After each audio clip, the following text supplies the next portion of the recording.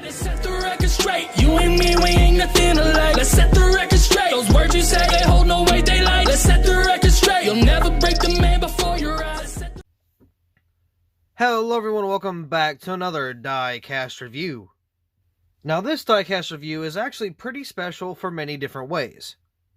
Well, many different reasons and many different ways, I guess. Ways, not rays, I should say. So, one of the ways, this is not my car. I did not buy this car. I did not get this car recently. This is actually my father's car. I don't know how he got this car. I don't know how long he's had this car. None of it. But the reason it took so long for me to review it, not only I was even backed up, and I don't really review any of my dad's stuff. And I actually didn't even plan to review this, but I was going through like one of his totes because there was... Okay, so this is going to be a little nasty, not going to lie. But in this building, this was a storage building. Then we kind of cleaned it up and got some stuff out. So we had mice in the building because, I mean, it was outside. Nobody lived in it. Nobody was taking care of it. It was just kind of sitting there. So some little animals would kind of get in and they would leave little special prizes everywhere, all over the diecast and stuff. So we've taken out boxes, thrown out boxes, cleaned up stuff, you know, all that stuff, right? Now, luckily, this was not involved with any of those things, I guess, but I found this in one of his totes, and I'm like, huh, would you look at that? Now, I remember having the wing to this, because it broke off, but I never knew what it was to. I just always had it, and I always kept it around, and I don't know why, but I always had it somewhere. And I didn't even know it went to the diecast, I just happened to have it, right? So I was going through, I'm like, oh, I wonder if this is in good shape. So I took it out of the box, and the wing was broken off. And I'm like, oh, that's where that goes. So I decided to fix it up for my father, and here it is. It's actually fixed, and we'll actually get to it here in just a little bit. And another reason it's a special review is because it's just a special diecast in general. Obviously, Dale Earnhardt Jr., obviously he was alive, but Dale Earnhardt was not alive in 2010. Tragically, he passed 9 years before that, and that wasn't a thing. Like, this COT Dale Earnhardt car was never ran, nothing. But it was just his classic car. Now, this is the 10th anniversary of that win. For whatever reason, they made it 10 years later. They made the COT edition of the Daytona 500 win. So it's the same paint scheme. Now, there's the two Daytona 500s. There was the 2010 Daytona 500 logo and the 1998-2000. 1998-2000. Yeah, that's not any logical sense. 2008, not 10. Did I say 8 or 10? This is 2008, not 2010. I don't know what I said. 2008, this is the year of the car. And then 1998 was when he won the Daytona 500, first and only time. So, of course, 10 years later, they produce it, yada, yada, yada. And so here is the 50 years, and here is the original 1998 logo. And I actually have the 124 of the win, so we're going to do a little side-by-side comparison with that as well. So here's the box. Obviously, this thing is worn down pretty good. It's old. Again, I have no clue when Dad got this. I don't know how long he's had it. But yeah, so there's that. And also, another thing that's kind of special to me, because it's really relevant, and I don't really review a lot of senior cars, is my papa just passed away about 2 weeks ago, which was Dad's dad. And it was kind of a tradition, like, just not really tradition. It was more of a, yeah, I mean, I guess it was a tradition. I guess you could say it was like running in the family. Everybody's Earnhardt fans. Dad's dad, so my papa was just a huge, you know, Earnhardt guy, junior, senior, whoever. And then Dad grew up watching Earnhardt, and I was unfortunate to not grow up watching Earnhardt, but Earnhardt Jr. So that strand still kind of keeps on. And, you know, this car just reminds me of him, and it's sad. It really is. We don't know how he passed away just yet. There's just like an autopsy, and they just found him like beside the couch on the floor as if he was just, you know, laying there asleep. So, I don't know what happened. I don't know if I'll ever know what happened. I would assume so. But yeah, it is pretty sad, which, I mean, you know, things happen. I just feel bad for my father, of course, but, you know, it is what it is. It just, I mean, it sucks. It really does. But anyway, let's kind of get into this diecast review. Now, I was going to do this. 24,000. Oh my god. 24,729 of these were made. I don't know if there's any elites of these. That would be pretty nice. I would assume not. But yeah, what was it? 70? No, 24,000. God, that's a lot. So here we're going to take this out of the package. I'm sure it's a little dirty, but you know, no big deal. Actually, I think it's pretty clean. Good to see that the spoiler's still intact. Yeah, here it is. So we're going to take this bad boy out of the box. There we go. Again, I do have the original Daytona 500 race win.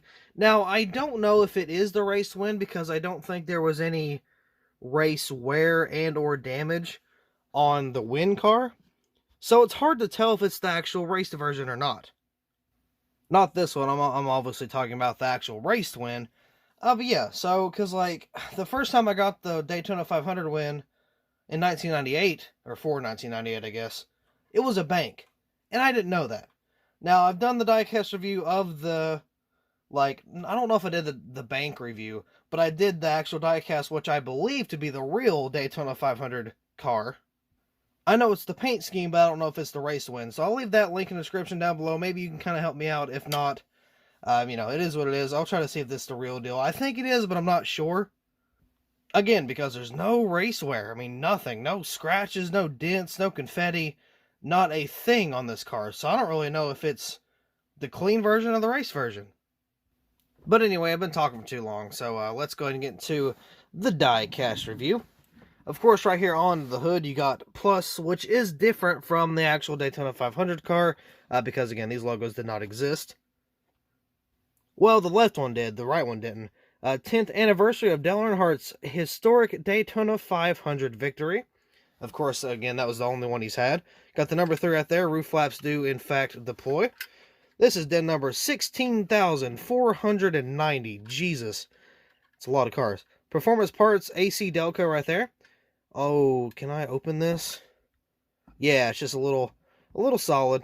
So right there is the fuel cell and stuff. You can kind of see where I repaired.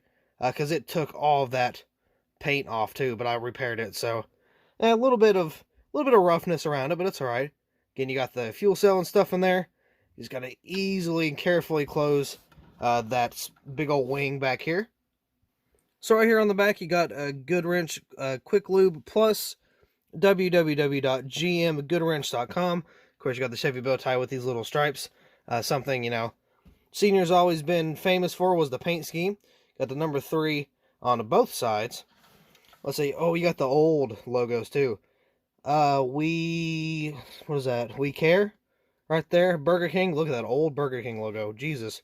Oh, it's got a little bit of scratches and stuff on it. Well, I mean, again, it's an old car. I didn't get it brand new. Again, it's my father's. So, I mean, it's hard telling what this thing's been through. Goodwrench Service Plus. Got the DEI or Dale Earnhardt right there. Got Snap-on. And loving memory, T. Wayne. I believe that, is that T? Yeah, T. Wayne. I don't remember who T. Wayne was. I don't even think I've heard of T. Wayne. For Lil Wayne, but T. Wayne. Ooh, and seeing a little bit of damage right here on the splitter, so that's still something I didn't even notice. But yeah, we're missing some spokes. It's not a huge deal. I was really only worried about that wing or that spoiler. Wing. It's a wing. I got the 3 right there. Let's see, we got Coca-Cola. Let's see. AC Delco 4 times for whatever reason. Bass Pro Shops and Tracker there. Of course, they had the little sponsorship with DEI because Martin Truex Jr. kind of drove for that too. In the one car, way back when. NASCAR race car, NASCAR Winston Cup Series, True Value, Bud Pole Award, Gatorade, Autometer, Clevite, Nomex, 76, Holly Cards, Mechanics Wear, or just Mechanics, Bowman, good old Bowman, Jessel there, Jessel, let's see, Hurst Shifters, MCI, and 3M, got the Goodyear right there with the Goodyear tire, Comp, Plasticate, I think, spray paint, Moog, Edelbrock, and 76, again, got the damaged spoiler, but we might fix that, I don't know if we can. I've only done one splitter repair, and it's a very tacky experience. Impala SS right there. Of course, got the Chevy bow tie. And on this side, it's pretty much the same. Now, we will take a look underneath the hood. if we really want to, if we can, actually. I don't want to break anything either. There we go, a very nice and wide opening. Get all in there, look at the detail. The hood can go back all the way to the windshield. This when they used to do those. And you can see all the detail and stuff in here. Actually, you can see those like black splotches on this little part here. Now, that was on this like header too. I think it's a header, right? I don't know a lot about engines, but I know some things. But it was like on this little part here, this little cover thing. And I actually had to paint over it, and it doesn't look too bad. But it was kind of hard to get into that little cover over there, so I didn't really worry about it too much. But yeah, that's pretty much the whole diecast review. Now we're actually going to pull the 1998 edition out. Again, I don't know if it's the actual race win, but it's based off the Daytona 500. Whether it's a race win or not, I'm going to count it close enough. So there's the difference. Right away, we can notice the height and just build of the 10-year difference.